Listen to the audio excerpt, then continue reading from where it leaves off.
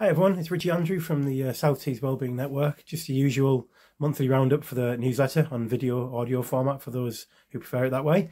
Welcome to the newsletter. We've got a new wellbeing workshop coming up a week on Saturday, which is on July the 13th. That's with a lady called Jo Drew. She's a psychotherapist of 30 years experience. She's going to be doing this fantastic breathe, move, relax event, which, as I said, completely free of charge, 10 to 1 on the Saturday, July the 13th for all our members. So if any of our 900 members want to get in on there, there's several places still available to book. So the link's in the newsletter. The Wellbeing Network on our website, we host a wide range of local partnerships and networks that are under the 15 areas of wellbeing.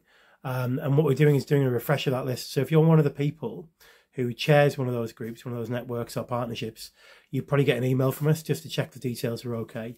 You may also, as a member, want to look on the lists and see if there's any missing that you're aware of that could be added to. So there's gaps there, you know, for things like finances and for things like housing. So if you're aware of particular partnerships or groups, networks that exist for those things, please do let us know. The articles this month really wide and varied, and remember, with your email you might not see them all depending on your own personal choices. When you sign up to the Wellbeing Network, you can change those choices at any time just by clicking the link at the bottom of the newsletter and just simply following the link is to re-register, and it'll just use your same email address, update the details, and that'll change the details in your account. So first article in there is about Feel Good in the Forest for Gisborough activity timetable. And Gisborough Forest basically have got this whole a link to their full timetable of activities that are all about well-being in the forest. So whether it's you personally, whether you with friends or with your family, there's a whole range of activities you can take part in as part of that Feel Good in the Forest project. There's free educational workshops being offered by the British Red Cross, and there's again a link on there to all the details of all their free of charge workshops that they're offering based on their own in-house knowledge. Health Watch are doing health hospital care focus groups. So that's basically looking at following the merger of North Tees and Hartlepool and South Tees Hospitals Foundation Trusts. It's trying to actually understand how to meet people's needs when accessing secondary care services. So they're holding focus groups. I want to give people, and that could be anyone who's a member of our network. It could be people that you work with within your work who might be interested in that. So there's a link there to dates and more information on that. The Link and Redcar are organising again. I think it's the second year running their Wellbeing Fest in 2024. That's going to be running on Saturday, 17th of August at the Chorus Sports and Social Centre.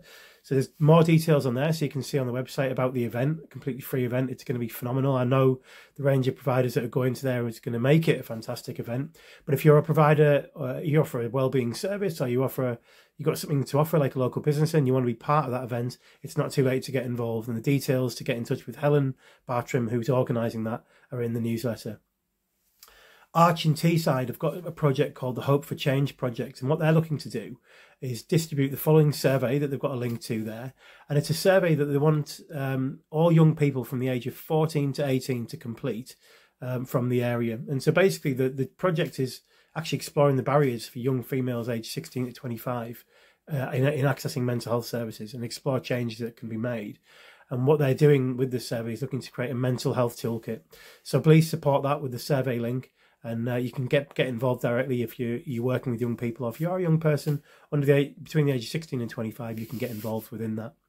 New blog this month from Beth Munby called Are You Baby Aware, which is a really positive one, and obviously continues from the work that we've seen Beth put through the network before, which has been like videos, animations for new parents, which have been fantastic quality as well. This month with Action for Happiness, it's the Jump Back Up July month calendar, so you can click on that. There's a link there to go to the Action for Happiness website and download their monthly planner, so you can print that out, put it on your fridge doors, put it on your whiteboards at work, and it's a little wellbeing tip a day. And of course, you don't have to, if you prefer to use apps, you can download the Action for Happiness app, which includes the calendar as part of it, so you can do it all on your phone as well.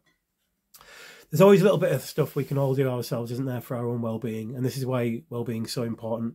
It's not like mental health is all our responsibility. There's many external things going on at a national level, at a local level, that are out of our control, but can really change the experience that people have in their lives, depending on the resources they've got access to, the finances, the education, the relationships, friendships, connections, you name it. And even our own, it's. I think what we're trying to say is that with well-being, it's not just about us, is it? It's kind of often mental health these days can feel like it's a personal challenge, like it's something which is on us as individuals. Well, it's not, is it? Like a lot of the causes and the risks around mental health are to do with things that are out of our control, or certainly operate at a higher level than us. And obviously, there's a lot of changes coming up at the moment. We were in the middle of a general election. I'm not allowed to say anything around, that could influence anyone's choices around that, and I wouldn't be interested in doing that anyway. But just all I would say is just to take part in the election. And if you know someone who is, considering not voting, have a conversation with them, get them involved. I think, a big part of national wellbeing is about buy-in and participation to politics, and we can moan and about all sorts of different things, but ultimately getting involved is part of it. So I hope you feel strongly enough that you can actually go out there and vote and take part for whoever you do decide to cast your vote for. And then a reminder at the bottom of the newsletter that we've got about the different content on our website, which is now split up into Connect, Explore, Act. So we've got free training on there. We've got a list of different directories that you can find local support for. So if you're making referrals across the system, there's obviously our local networks and partnerships page. And there's a place where you can share your content. So if you've got anything you're promoting that you'd like the rest of the system to know about, or if you've got system change pieces of work that you're doing and you're looking for involvement within that, or perhaps you're just looking for some advice and you'd like to be able to do a piece of work and you'd like to find other people out there who can help you out with it, then you can submit your content through that part of the website as well. We've got our events page there, so any events we're promoting, which includes our own wellbeing events for our members. We've got another event coming up in October, another major event on loneliness and isolation, right across the life course. That's going to be quite a big piece of work that we've asked Red Balloons to coordinate for us, and we'll be supporting them. So there'll be information coming out to request any involvement or any particular content to be shared at that event as well. But it's very much about exploring the issues and seeing what action we can take to combat loneliness and isolation as well.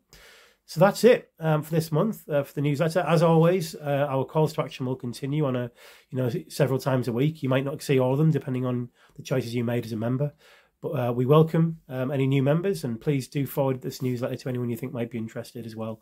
It's www.teeswellbeingnetwork.org to sign up. Thanks again, and thanks for watching the video. Take care. See you again.